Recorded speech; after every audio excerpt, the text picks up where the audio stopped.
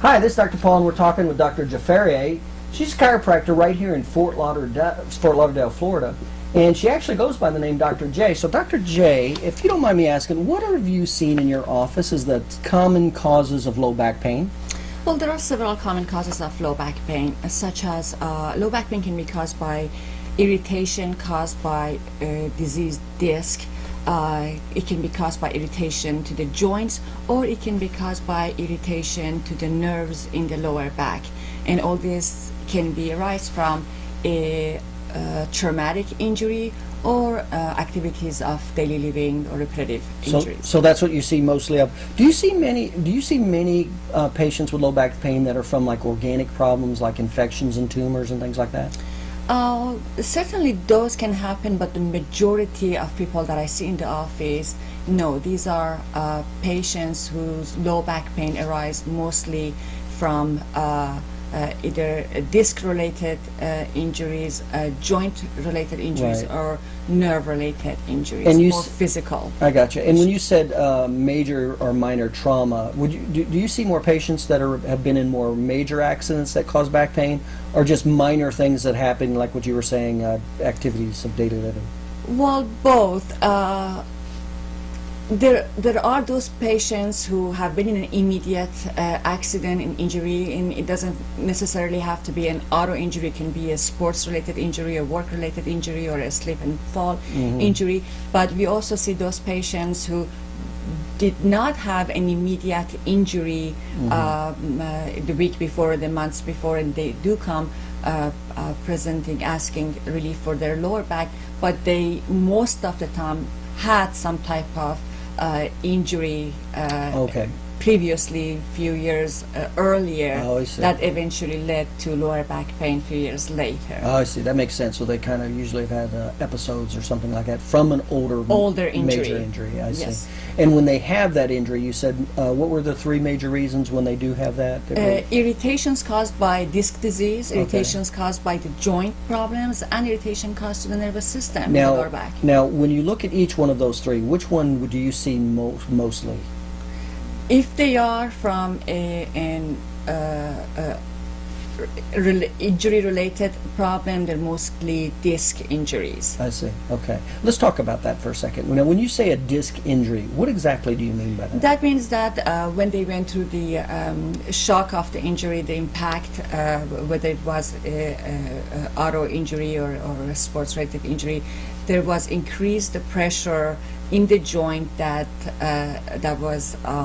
caused irritation to the disc tissue, which caused this to either herniate or bulge out of the regular position that it occupies between the two bones. I see. And that bulging or herniating disc turns out and further irritate the soft tissue and the nerves that surround the area, and that's how it causes low back pain. I see. So you can treat disc bulges and disc herniations. Disc herniations, absolutely. Okay, and you see that frequently. And you said, what was the other cause of back pain? Back pain that's caused from irritation to the joint. Now, what do you mean by that? Okay, your lower back is made out of 5 separate movable bones, and these bones are separated by what we call discs, and discs are soft material. They serve as cushions, as shock absorbers. Now the bones come together and articulate with each other in areas called facets, joints. And if due to bad posture or repetitive movements or other types of injuries, the normal biomechanics in the lower back has changed, and it has affected the way the bones articulate with each other at the level of the joint, then that can cause lower back pain because the joints are now irritated.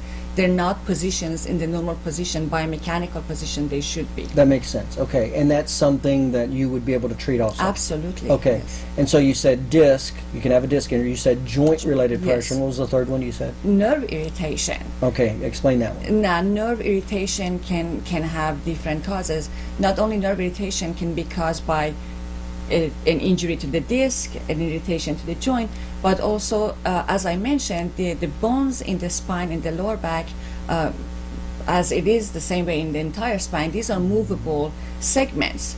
And if the movement is interrupted, if they're not freely movable, and if there is any type of misalignment or restricted motion in the area, then that can irritate the nerves at the point where they exit the spine through the areas that are called foramina, where the nerve exits, and there can be irritation at that level because of that restricted motion or misalignment that exists between the movable bones.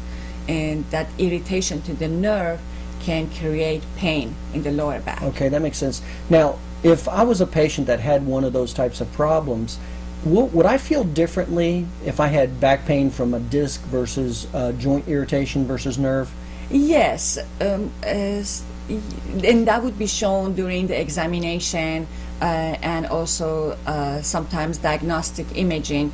Most of the time, if your lower back pain is related to joint irritation, joint problem, it seems to be more local. Okay. But if you have pain, numbness, tingling down the legs, carried down in the buttocks, in the legs, aggravated knee pain. So if the pain and radiation, numbness, tingling is going down, traveling down extremities, especially in the case of lower back pain, down your legs, then that can be related to a disc injury, a disc problem that's also irritating the nerve tissue at that level, because it is ultimately the nerve that travels down your leg and carries out those pain, numbness, tingling impulses with it down its path. That makes sense. So am I correct in hearing what you said, that you could actually have two of these problems existing together? Oh, absolutely. Do you see Yes. that very often? Very often, yes. Is that right? And how would you differentiate one versus the other?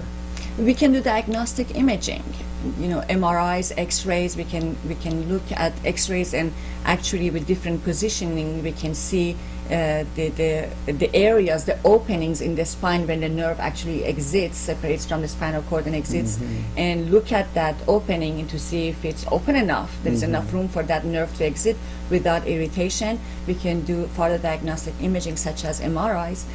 A disc an X-ray would show the hard tissue, the bone, and the space where the discs sit, and the opening where the nerve exits. But an MRI would actually show the softer tissue, such as the disc itself, the condition of the disc. So by doing an MRI, we can see if the disc is bulged, if it's herniated, if it's pressing upon the spinal cord, or if it's occupying some of that opening that's supposed to be pattern open for the nerve to exit. So that would give us a lot more information. Now, would I have to get an MRI if I had back pain and I saw you? No, you don't have to. It depends what the examination shows, what the results of your examinations are, and what your symptoms and your complaints are. I mean, if you're having radiculopathy, if you're having pain down the legs and numbness and tingling down the leg, and we suspect a disc problem, a disc injury, and during your history we found out that yes, you did have a major trauma in the past, then we can suspect, you know, if there is decreased muscle strength in your leg during the examination, there is a discrepancy in the sensory distribution in your extremities, and that shows that's shown during the examination, then we can have an educated guess that there is a disc injury, and then we can make sure that that's what it is that you have, so that we can have the best plan of care. I see. So is it a fair statement to say that you don't necessarily need an MRI, but if you find other findings during your exam, That would warrant. you may want to? Yes. Is that okay? Yes. Okay. And is it a fair statement that you treat each of these conditions? Is that a fair Correct. statement? Yes. So you routinely treat disc bulges and disc herniations? in Joint your office? irritations, irritation? nerve irritation, disc bulges, disc herniation, absolutely. Okay. Because all these separately cause low back pain, and we treat many cases of low back pain in Okay. the office. And if a patient came in and did not have any of those problems, and let's say they did have an infection, what would you do? Then they would be referred to the appropriate specialist. Obviously, if it's not a physical problem, then it is not a problem that chiropractic physician would take care of. We would then refer them to a medical practitioner who specializes in that condition. And you would be able to determine that in your Absolutely. exam? Yes. Okay, very good. And how can we get in touch with you? Where are you located? What's your phone number? We are located in East Fort Lauderdale, East Commercial Boulevard, between Dixie Highway and US 1 on the north side of the street, not too far from Flanagan's, if anyone knows that restaurant. Our phone number is 954-229-1995. Okay, very good. All right, again, I'm talking with Dr. Jafarieh, otherwise known Dr. J, and you can see why they call her Dr. J. And this is Dr. Paul, and this is more about low back pain and what are some of the causes of low back pain. You take care.